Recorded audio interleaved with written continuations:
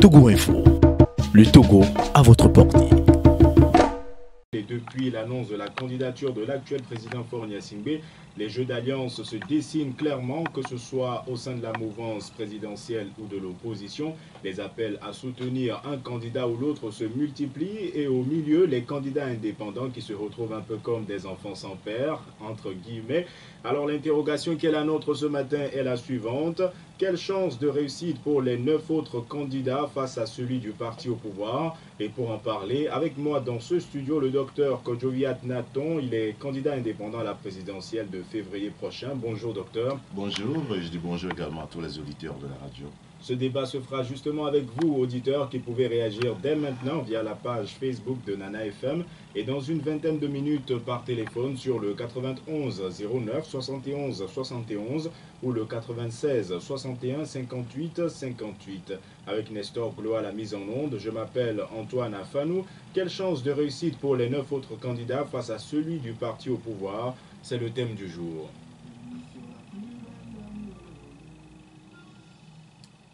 Alors c'est fait, vous avez déposé votre dossier de candidature, il n'y a plus qu'à la Cour constitutionnelle de se prononcer. En attendant, comment avez-vous vécu l'annonce de la candidature de Faure Gnassingbé, au sujet de laquelle les réactions ont été diverses? Je n'ai pas été au fait surpris de l'annonce de la candidature. Vous vous y attendiez? Bien sûr. Malgré les doutes qu'il y a eu les derniers jours? Justement, parce que dans notre anticipation, il faudrait qu'il soit candidat pour que l'alternance puisse parvenir au Togo. Clairement, vous pensez que c'est le meilleur candidat que vous puissiez battre dans ce parti? Justement, parce qu'il n'y a pas quelqu'un d'autre que Faure Gnassingbé qui peut passer l'éponge, qui peut passer le témoin à la génération qui vient. Parce que ce qui m'intriguait avant, c'est que quand les gens demandaient à ce que M. Faure Gnassingbé ne soit plus candidat, je me demande s'ils veulent dire implicitement par là que le régime UNIR ne soit pas candidat. Parce que si nous parlons de la non-candidature du président Faure Gnassingbé, alors que nous admettons que le parti puisse encore présenter notre candidat, je me demande ce que nous recherchons. Parce que si c'est le système qui ne va pas, si c'est l'administration ou bien la gestion du pays qui ne colle pas avec nous et que nous ne proposons que le changement d'une personne, alors c'est comme si on veut quelque chose et son contraire.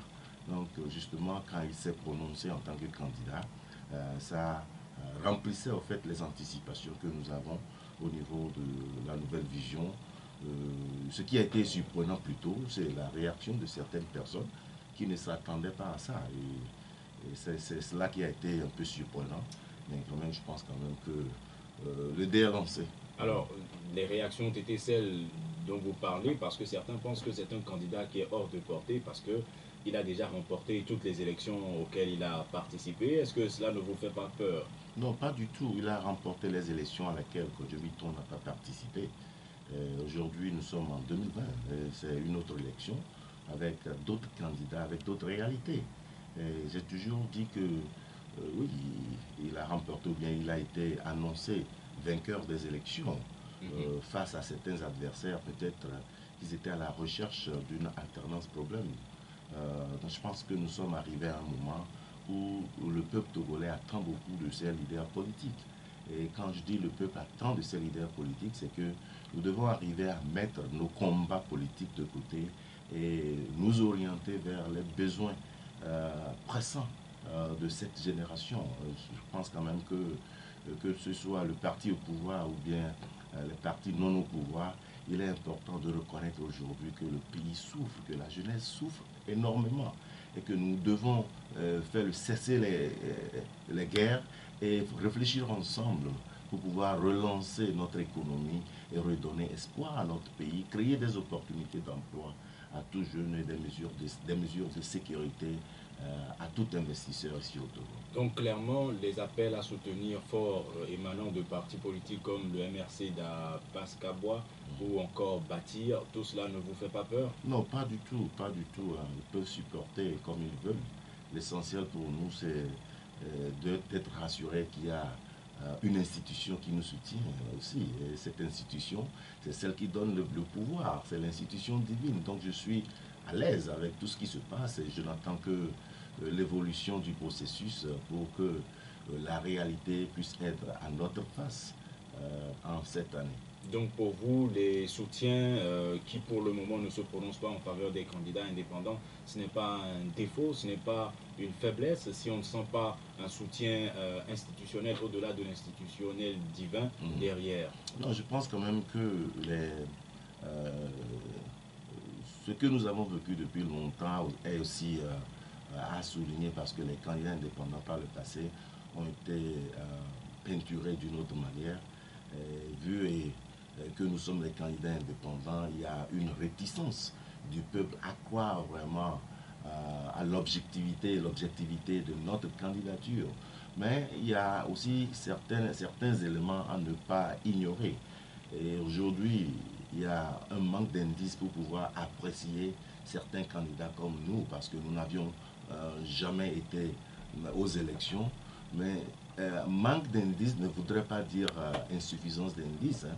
À des moments donnés, quand les gens continuent à marginaliser le poids que certaines personnes peuvent avoir, je me suis dit qu'ils n'ont pas eu assez de temps d'évaluer dans d'autres pays ce qui s'est passé. Je pense quand même que le peuple togolais, la jeunesse togolaise aujourd'hui commence et continue à prendre conscience et continue à s'orienter dans une dynamique de vote utile. Et c'est ce que nous voulons cultiver en tout Togolais. Quelles sont réellement vos chances aujourd'hui, au moment où il y en a qui disent clairement que c'est plié, la CENI, sa composition, la Cour constitutionnelle, sa composition, tout ceci, selon certains, est à l'avantage du président de la République. Quels sont les éléments qui constituent pour vous la source de votre foi en la victoire? Bon, généralement, vous savez, on dit le pouvoir appartient au peuple. Et si vous êtes dans le peuple, vous êtes avec le peuple, et vous êtes du peuple, et ce peuple porte confiance en vous, et le peuple manifeste son adhésion à votre programme, vous ne pouvez que vous rassurer de la victoire qui s'annonce déjà à grands pas. Et également, de l'autre côté, je pense quand même que le binôme régime et opposition, ce binôme même est fatigué de pouvoir faire le même combat depuis plusieurs années, un combat stérile qui n'apporte pas tellement de résultats au peuple togolais. Moi, je vois déjà un régime unir aussi qui est prêt à passer le témoin, mais n'attend que celui-là qui va. En quoi est-ce que vous voyez ces signaux? Qu'est-ce qui vous fait croire que le régime unir est prêt aujourd'hui à passer la main? Bon, vous allez voir la réalité après le 22 février, parce que on échange avec le peuple, on échange avec tout le monde, on échange avec certaines personnes du pouvoir. Ce n'est pas aussi facile de tenir un pouvoir pour trop longtemps. Hein. Ce n'est pas aussi facile que ça. Les gens, ils ont travaillé, ils ont fait ce qu'ils peuvent faire pour ce peuple pour longtemps. Ils ont besoin, au fait, de prendre des retraites et de jouir du moment après le pouvoir. Mais ce n'est pas ce qu'ils disent. Bon, ce qu'ils disent, c'est peut-être compris d'une autre manière. Si déjà mon après-pouvoir me semble être un peu obscur, je préférerais le moins mal. Donc je pense quand même que arrivé à un moment, il faudrait qu'on puisse reconnaître que certains de nos comportements font que ceux qui doivent passer la main n'arrivent pas à le faire, parce qu'il faudrait rassurer quand même une continuité de l'État. Il faudrait aussi rassurer au fait que quand cet homme passe l'éponge, sa famille, ses amis, ses biens, tout ça là, peut aussi toujours être dans ses patrimoines et jouir également des avantages comme tout citoyen. Donc si nous n'arrivons pas à avoir un leadership qui émane et qui démontre cet aspect, ce serait difficile de passer l'éponge. Donc aujourd'hui, je pense quand même qu'avec l'avènement de la nouvelle vision et le régime au pouvoir et nos aînés de l'opposition, ils seront satisfaits de voir enfin une nouvelle dynamique qui accepte continuer les efforts maintenant en mettant en application tout ce qu'ils ont eu comme expérience, en apprenant de tous leurs échecs et en faisant évoluer cette nation pour la dignité de tout Togolais. Et donc pour vous, clairement, en langage simple, avec Faure Gnassingbé le 22 février prochain, il y aura match. Il y aura match. À côté, Konkoué ne pense pas la même chose. Il pense que les autres candidats auraient une véritable chance si et seulement si tous les 9 retirent leur candidature et obligent le pouvoir à une discussion sur de meilleures conditions d'organisation du scrutin. Ce serait peut-être aussi idéal. Je crois que si vous êtes dans un combat qui a duré pour longtemps, il faut donner toujours la chance à chacun de nous de proposer ce qu'il pense. Hein. Parce que si déjà plus d'une trentaine d'années, on a eu un combat où le résultat, peut-être anticipé, le résultat souhaité n'est pas obtenu, donc chacun pense qu'il a la meilleure formule. Mais en politique, j'ai toujours dit qu'il n'y a pas de meilleure stratégie que celle qui donne le résultat escompté. Donc aujourd'hui, il serait un peu drôle, un peu mauvais de juger que notre ami n'a pas raison ou que quelqu'un d'autre n'a pas raison pour sa manière d'agir, de penser ou de faire. Mais nous ne pourrons qu'attendre le soir du 22 février pour voir celui qui a la meilleure stratégie. Quelle hypothèse l'aura emporté? Justement. Sassou Simon, lui, il pense que les 9 autres n'ont pas de chance parce qu'UNIR a mis la main sur toutes les institutions. Il cite la CENI, la Cour constitutionnelle. Il pense qu'il faudra un miracle pour qu'un candidat de l'opposition l'emporte.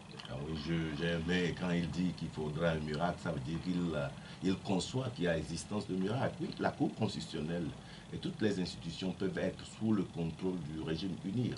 Mais il y a quelque chose que nous ne devons pas ignorer. Et c'est justement le pourquoi j'ai aimé quand il a dit qu'il faudra un miracle. C'est que, oui, nous avons des forces comme des hommes. Hein, mais nos forces sont limitées parce que nous sommes humains. Mais je pense quand même que nous devons reconnaître tous que toute seigneurie provient de la divinité. Et j'ai toujours dit ça. Et donc je pense quand même qu'ils peuvent tout mettre sur pied et ils peuvent avoir tous les supports qu'il faut, mais s'ils n'ont pas au fait cette bénédiction, ce choix du divin, je pense que tout le système ne pourra que être à l'avantage du candidat choisi, élu et qui sera proclamé. Kossi Tchao, il dit qu'il n'y a pratiquement pas de chance et il répond à cette position que vous tenez, qui consiste à croire que cela va se faire par un miracle. Il dit que l'opposition togolaise croit à un miracle pour gagner, mais cela ne se passe pas comme ça pour les élections, surtout en Afrique. Il dit que Faure et son parti sont tout le temps auprès des populations pour les mobiliser. Qu'est-ce que vous en pensez? Oui, je suis en partie d'accord avec ceux qui veulent également faire sortir la partie divine de toute possibilité politique. Mais nous avons eu des cas dans des pays où tout calcul politique portait sur des candidats donnés, mais les résultats ont changé tout. Je pense quand même qu'au Togo, peut-être certains l'appelleront miracle, d'autres l'appelleront la circonstance des faits et autres, mais tant que nous évoluons, nous avançons, nous verrons tous ce qui va se réaliser.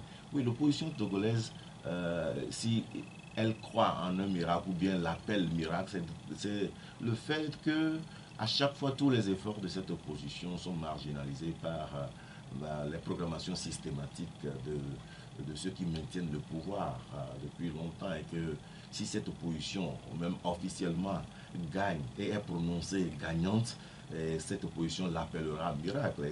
Et ce miracle ne provient pas au fait du fait qu'il n'a pas été qu'elle n'a pas été votée mais proclamée élue, mais le fait qu'elle a gagné et elle a été reconnue gagnante. Donc c'est justement une partie que certains peuvent appeler miracle. Mais je pense quand même qu'il y a eu des cas. Je cite par exemple la France avec l'avènement Macron, qui était un outsider, quelqu'un qui n'a pas été produit par les calculs politiques. Je prends Donald Trump, je prends certains pays, les comédiens qui deviennent rapidement chefs de l'État suite à un revirement de la population. Donc tout est possible.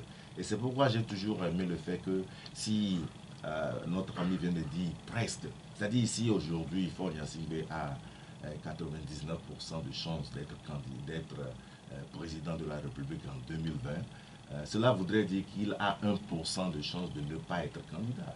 Et ce 1%, c'est une possibilité pour quelqu'un d'autre d'en faire 100% candidat. Donc ça, déjà, rassure que même si vous avez 99,99%, ça veut dire que les 0,01%, vous ne le maîtrisez pas. Et voilà. Douche froide de Olivier Yaovi Yenou qui dit qu'il n'y a aucune chance. Il dit que Faure va encore gagner par la force, contrairement à Kedani qui dit que les chances sont vraiment minimes. c'est comme aller à un concours avec le premier de la classe et espérer le dépasser. Mais après toute chose, c'est la population qui dictera sa loi dans les urnes.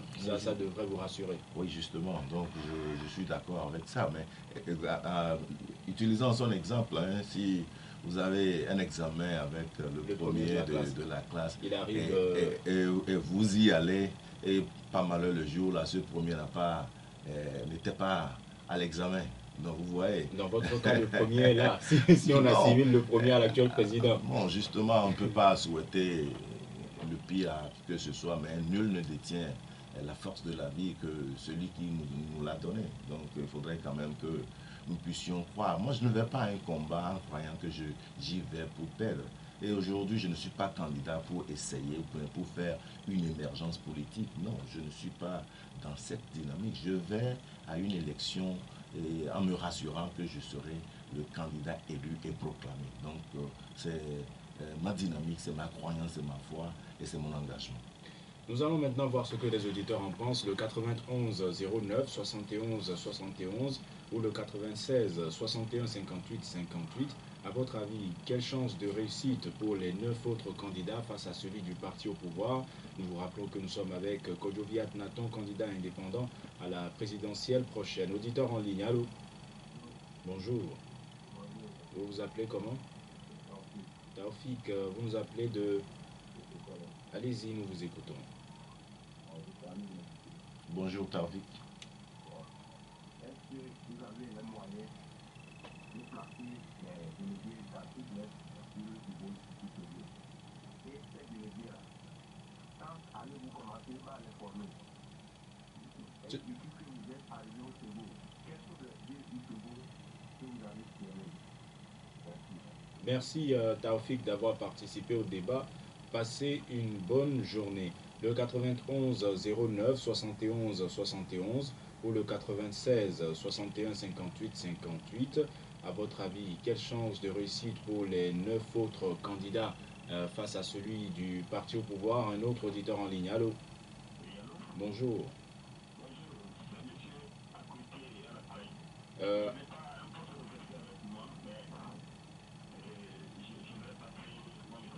Allez-y.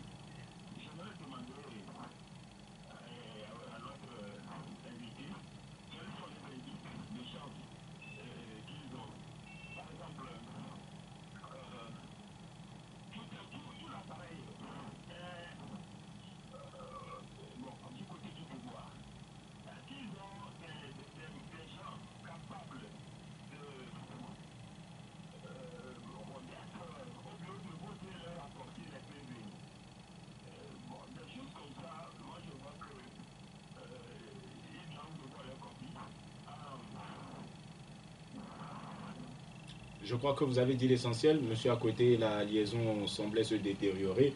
Le docteur Ton vous répond dans quelques instants. Le 91 09 71 71 ou le 96 61 58 58. Un autre auditeur en ligne. Allô? Bonjour, vous vous appelez comment? Bankole Damoutive, allez-y, nous vous écoutons. Bonjour monsieur.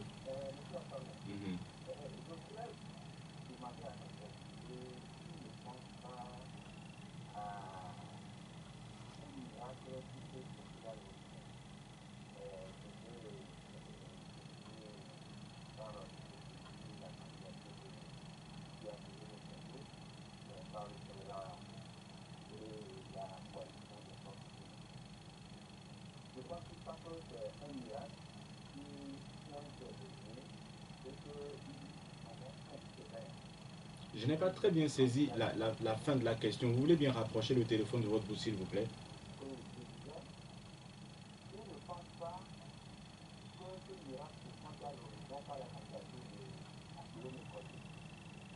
Alors, bien, dans sa position de candidat, il vous répond. Ce sera tout, monsieur Bankole. Alors, merci d'avoir participé au débat. Passez une bonne journée. Alors, nous avons eu Taoufik de VTCOM et qui vous demande si vous avez déjà les délégués pour les bureaux de vote. Est-ce que vous avez déjà commencé par les former? Oui, nous sommes un candidat du peuple émanant de toute la nation togolaise. Et tant qu'il y aura bureau de vote et tant qu'il y aura Togolais dans un bureau de vote, nous aurons nos membres nous aurons des Togolais là-bas animés d'une nouvelle vision, qui veulent le changement, qui veulent le bien-être de ce pays et qui veulent que ce pays avance.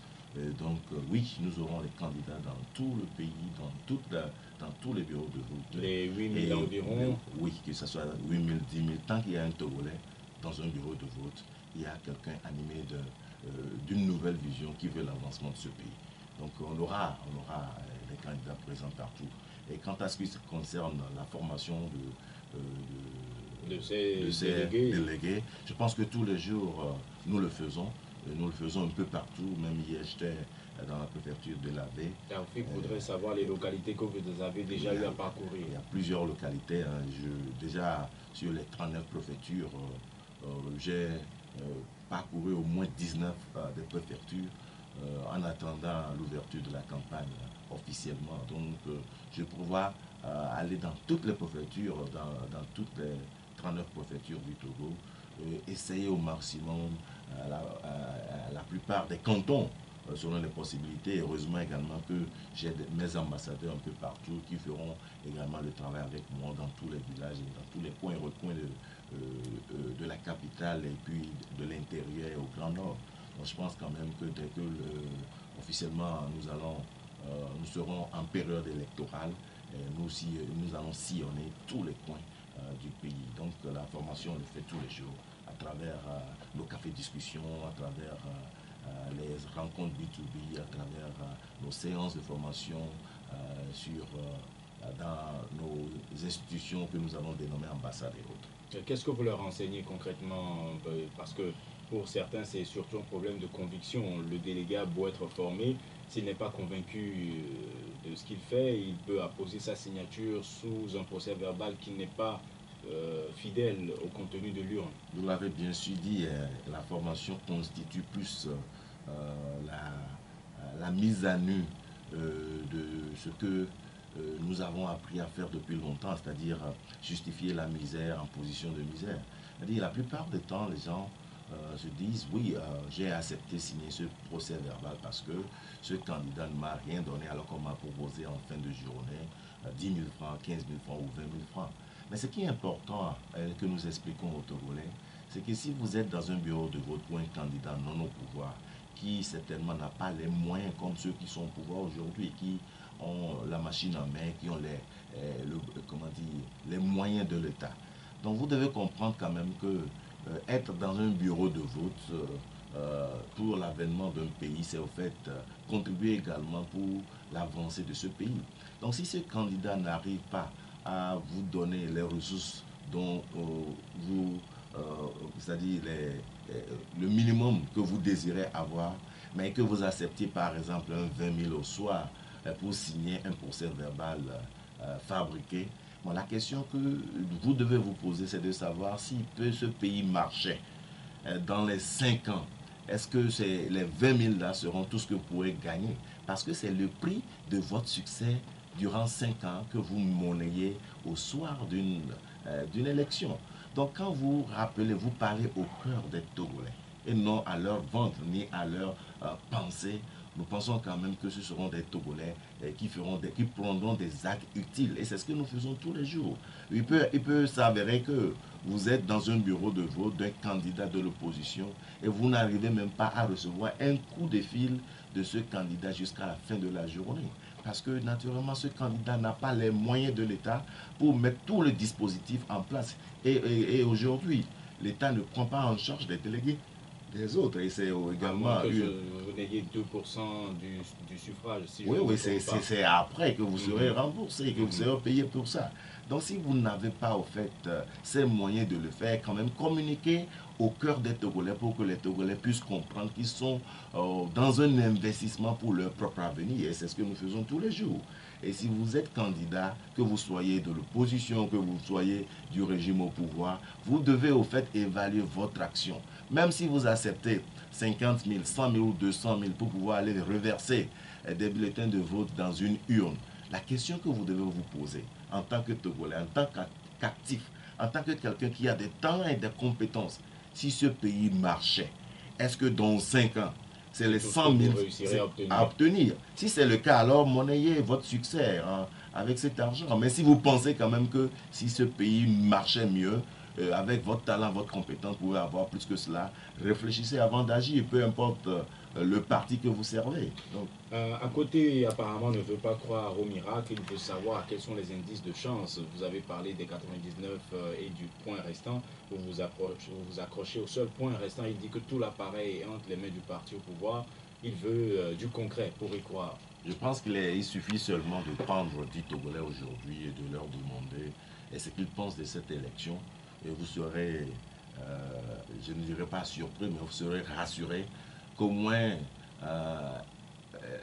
au moins 9 parmi les 10 vous diront que nous voulons au fait autre chose, nous voulons le changement. Et ça, ce n'est pas nouveau. Les sondages Afrobaromètre et pour toutes les élections précédentes, l'opinion se disait contre le parti au pouvoir, plus ou moins. Oui. Bon, si c'est le cas et que nous voulons autre chose, d'ailleurs, c'est un peu différent. Hein.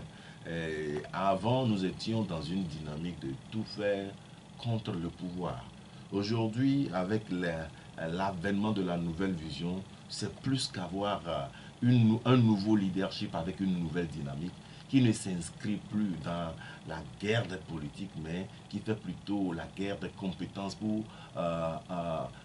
redirectionner la lutte vers un programme de développement qui permettrait de résoudre les besoins essentiels de notre génération. Donc pour répondre à côté, c'est sur le soutien populaire que vous comptez. Justement, le soutien populaire, le peuple. Et M. Bankole lui pense que, ne pensez-vous pas, que ça fait une répétition, que le miracle se fasse pas par Aguillaume et Kojo? Je serais un peu, peut-être, mal vu de dire que oui, je crois en ce miracle, mais pour aujourd'hui, dire que ça passera par M. Aguillaume ou pas, c'est au soir du 22 février que nous allons le savoir. Mais tout ce que je ne souhaiterais pas faire et que j'invite mes aînés et mes collaborateurs à ne pas faire, c'est de se tirer des balles dans le pied nous-mêmes, parce que ça a été toujours le combat que nous avions mené, que nos aînés ont mené depuis plusieurs années. Et on se voit en avance lorsque l'autre est derrière nous. Donc nous devons dépasser cette optique pour pouvoir se souder. Et il faut réellement comprendre que nous avons une élection à 2 tours. Et donc quand nous faisons nos campagnes présidentielles, il faudrait prendre en considération le fait de pouvoir avoir des alliances après le premier tour. Mais si nous prenons tout ce temps à se tirer les balles les uns contre les autres, à la fin du premier tour, je pense quand même qu'on aura du mal à pouvoir réunir les forces non au pouvoir pour pouvoir aller à une alternance.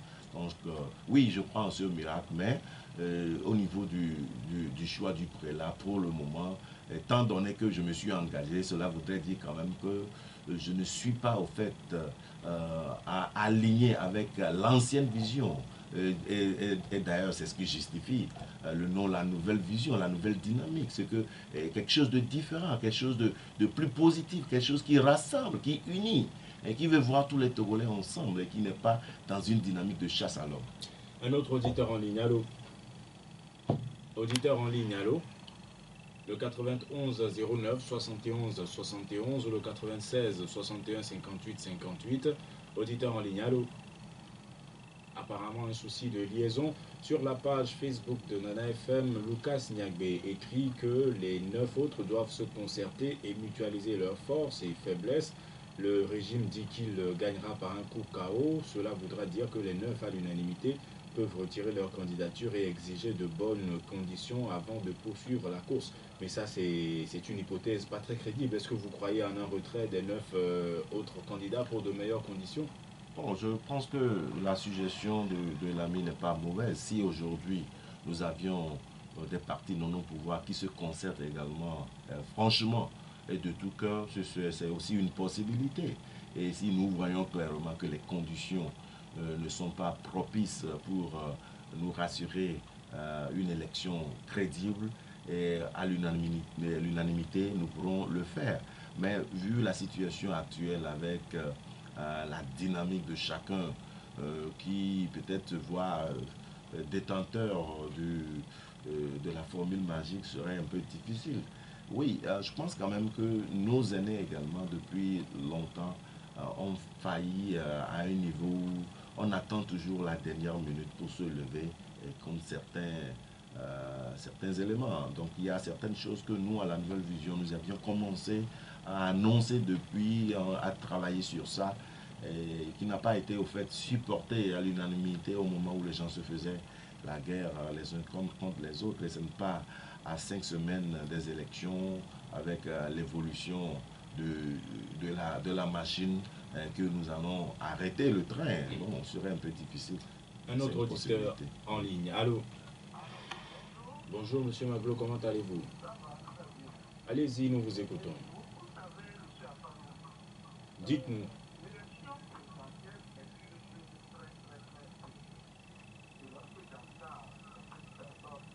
Monsieur Maglo, monsieur Maglo, monsieur Maglo, est-ce que vous m'écoutez?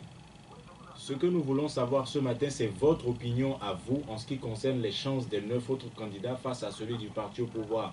Et donc, allez-y directement.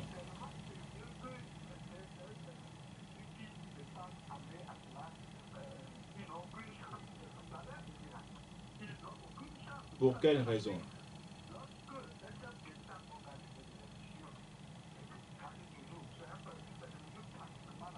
Il y a eu des pays où des chefs d'État ont perdu des élections.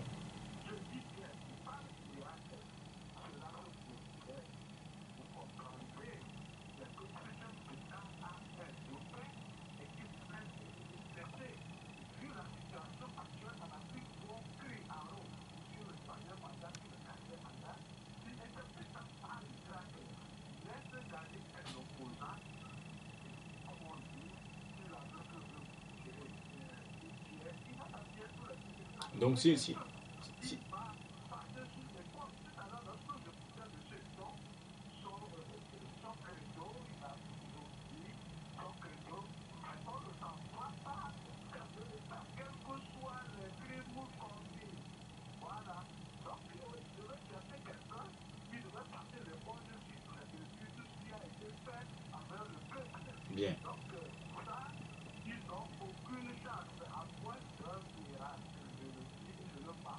Merci, monsieur Maglo, d'avoir partagé votre opinion avec nous.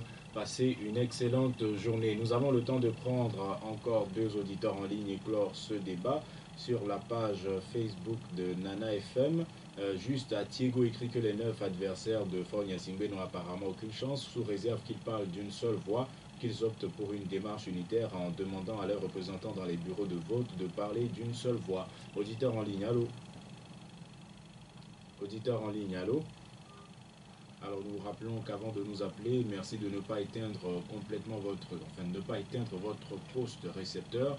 Maintenez un niveau de volume moyen afin d'être en mesure de nous entendre. Auditeur en ligne, allô? Bonjour, c'est M. Kolani. Allez-y, nous vous écoutons.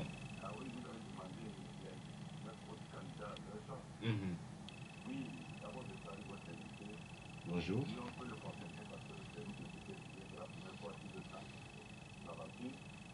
Mais ceux qui sont politiciens, vraiment, la personne qu'on peut dire qui peut peser devant le pouvoir, c'est le candidat de Kodro.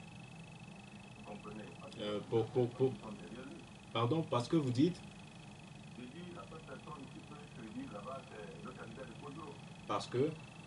Parce qu'il y a plusieurs qui sont derrière lui. Il y a Damesou qui est derrière lui, il y a des partis politiques qui sont derrière lui. Et c'est pareil pour le candidat du parti au pouvoir également. Non, le parti au pouvoir, vous savez, quand vous voyez, vous lisez un peu votre lecture, ce qui s'est passé le 19 août, l'opinion internationale, tout le monde sait bien qu'on ne peut plus de ce régime. Après, on va remettre même à dire que le chef de voulait, après cette enquête, ça signifie une nation. Donc le chef de l'État, c'est dire qu'il n'a plus de popularité. Alors, vous comprenez? Je vous entends. Monsieur Kolani, est-ce que ce sont les soutiens qui permettront à un candidat de l'opposition de l'emporter éventuellement, ou est-ce que ce sera par le soutien de la population? Est-ce que ce sont les partis, les candidats qui soutiennent, qui feront la différence, ou l'adhésion de la population? Oui, justement, c'est la population, ces candidats qui soutiennent iront sur le terrain. C'est parce qu'ils savent amailler le terrain. Aujourd'hui, si on demande à tout le monde de s'unir pour avoir un seul candidat, nous avons travaillé pour lui. Bien. Sur le terrain, ce n'est pas que vous allez parler si vous restez dans votre chambre ou bien sur les antennes. Bien. Il faut lever la population pour convaincre la population pourquoi cette candidature a fait passer. Merci. Ce- Merci, merci Monsieur Kolani d'avoir participé au débat. Passez une très bonne journée et nous allons prendre un dernier auditeur en ligne, le 91 09 71 71 ou le 96 61 58 58. Allô, bonjour, vous vous appelez comment? Allez-y, nous vous écoutons Max. Bonjour Max. Monsieur Tom dit au début de son interview qu'il espère que le peuple va voter ici. Je tiens à lui dire que le peuple a toujours voté ici. Mais ce qui est le problème, je voudrais demander à M. Tom s'il a pris les dispositions pour empêcher les fraudes au niveau des bureaux de vote. C'est tout le problème des élections au Togo, surtout les élections présidentielles. Bien, ce sera tout. Oui, c'est ça. Merci Max d'avoir participé au débat. Passez une bonne journée.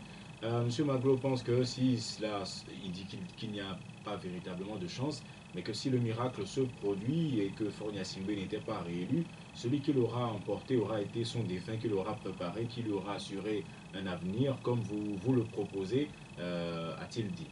Oui, ça, je crois pas que c'est une question. Il a fait son commentaire par rapport à cela. Mais l'essentiel, c'est de voir également ce pays évoluer. Et si c'est le cas qui doit se passer au Togo, tout dépendra de ce que nous définissons par dauphin. Quelqu'un qui l'aura positionné oui, pour c'est-à-dire- s'assurer. Oui, il y a des dauphins qui sont des téléguidés, il y a des dauphins qui sont là quand même pour aussi assurer la continuité et faire la protection, mais faire évoluer le pays. Donc, pour le moment, je ne crois pas qu'il y ait un débat autour de cela. Ce qu'on veut aujourd'hui, c'est d'avoir finalement un nouveau leadership qui permettra à ce pays d'évoluer économiquement. Hein, et un leader qui va promouvoir l'unité nationale et va pouvoir inciter la diaspora à revenir investir dans le pays, à créer un engouement économique dans tous les secteurs, alimenter les entrepreneurs, nos moments au marché un peu partout. Donc si c'est le cas, et si ce cas se posait, je pense quand même que nous aurions satisfaction également. Et M. Kolani pense qu'il est revenu sur la candidature d'Abeo Mekodjo et il dit que ceux qui le soutiennent iront sur le terrain. Qu'est-ce que vous en pensez? Pour ça, je crois que le résultat des élections au soir du 22 février, nous en dirons beaucoup sur ça. Oui, ouais. Ce qui est aussi important à souligner quelque part là-bas, c'est que sur les médias, j'entends toujours dire le candidat de l'opposition. Donc je me demande si, par exemple, Jean-Pierre Fabre n'est pas de l'opposition. Quand tout le monde dit le candidat unique de l'opposition choisi par Monseigneur Kodjo est celui-ci ou celui-là, donc voudrait-il dire que Jean-Pierre Fabre ou les autres ne sont pas de l'opposition? Donc je crois qu'il est important quand même de ne pas se créer des éléments de guerre entre les leaders de l'opposition ou bien les leaders qui ne sont pas au pouvoir. Aujourd'hui, je ne suis pas au pouvoir, je ne suis pas du régime, mais je suis pour mon peuple. Je pense quand même que, en tant que citoyen, jouissant de mon droit et puis qui a un programme, qui croit en ce que je fais pour l'avènement de mon pays et puis qui porte un programme supporté par la jeunesse de mon pays, je suis aussi candidat, je ne suis pas ennemi de qui que ce soit. Oui, il y a une initiative qui a été prise par Monseigneur Podro. Aujourd'hui, je me réjouirais si Monseigneur Podro nous avait dit, en tant que père spirituel, il a reçu une onction qui lui dit, voilà le candidat, à travers ce que Dieu lui a dit, que le candidat est telle personne. Et nous tous, par respect de la spiritualité, on pourra se ranger derrière la personne. Mais s'il a un désir et qu'il y a des membres qui ont choisi par rapport à certains critères humains, et les gens pensent que c'est parce qu'il est un papa spirituel qu'on doit accepter le choix. Il faut reconnaître quand même que oui, il a exprimé son désir, mais le choix n'a pas été un choix divin, parce que le choix divin n'aurait pas ces caractéristiques humaines données, parce que Dieu n'est pas mesurable comme ça, selon moi, ce que eux-mêmes nous ont appris. Hein.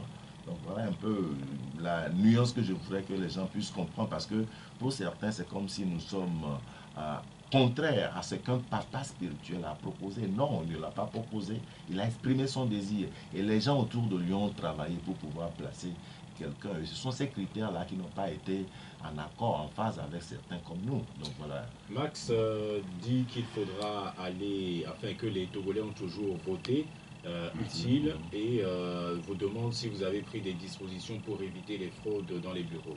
Je crois que les fraudes ne se réalisent pas par elles-mêmes. Les fraudes sont réalisées par les Togolais. Et la plupart de ces Togolais qui sont des acteurs, qui sont les moteurs de cette fraude, sont ceux qui pensent qu'en recevant 100 000, 200 000 ou bien une moto, ils ont gagné leur vie. Donc si oui, les gens ont voté utile, qu'est-ce que... Bon, moi je suis tous les jours dans les contrées, dans les villages. Quand dans un village, comme hier j'étais quelque part dans la baie, où on dit vous allez traverser la route, une mauvaise route, sur des kilomètres pour arriver là. Vous n'avez pas d'eau, vous n'avez pas d'électricité. Alors que le village qui est un peu plus lointain a de l'électricité. Pourquoi? Parce que ce village vote favorablement pour un régime donné. Donc quand l'élection est là et qu'on dépose des poteaux électriques dans votre canton, dans votre village, on vous demande de voter pour que vous ayez l'électricité. Vous pensez que ce vote-là est un vote utile? Oui, c'est tellement utile pour l'électricité, mais est-ce que ça donne vraiment satisfaction à cette population? Je visite des villages où les gens on marche des kilomètres pour aller prendre de l'eau. Et ce n'est que un mois, 2 semaines, 3 semaines avant les élections et qu'ils ont une fontaine qui est un peu plus rapprochée de la ville avec des promesses qui vont suivre après les élections. Et ceux-là, avec le chef du quartier, avec ceux qui seront dans l'arène, quand ils vont voter, allez-vous me dire qu'ils votent utile? Et cette utilité est basée sur quoi? Moi, je pense quand même que le travail que nous faisons sur les terrains, que j'invite nos aînés à faire, c'est de pouvoir conscientiser le peuple assez pour que les gens puissent savoir que nous devons dépasser certaines limites. Nous devons plus justifier la misère en nous positionnant en situation de misère. Votre mot de la fin en quelques secondes. Je rends grâce à Dieu pour cette élection. Je remercie tous ceux qui se sont engagés. Je prie pour chacun de nous qui a ce désir de voir ce pays évoluer. Je remercie toute la jeunesse togolaise qui se mobilise tous les jours en supportant notre engagement. Et je les convie à nous rejoindre à chaque moment 92 89 73 73 92 89 73 73 ou bien sûr notre page Facebook Kodjoviton. Ensemble, nous ferons la plus grande différence car la grâce est déjà activée et portera cher dans quelques semaines. Merci Kodjovi Akhenaton d'avoir accepté notre invitation. Ce débat ainsi s'achève. Merci à vous auditeurs de l'avoir suivi et d'y avoir participé par téléphone comme par internet. Nestor Glo était à la mise en onde. Je m'appelle Antoine Afanou et nous vous donnons rendez-vous demain matin dès 7h15 pour un nouveau débat. Très bonne journée à vous en compagnie de Nana FM, plus qu'une radio.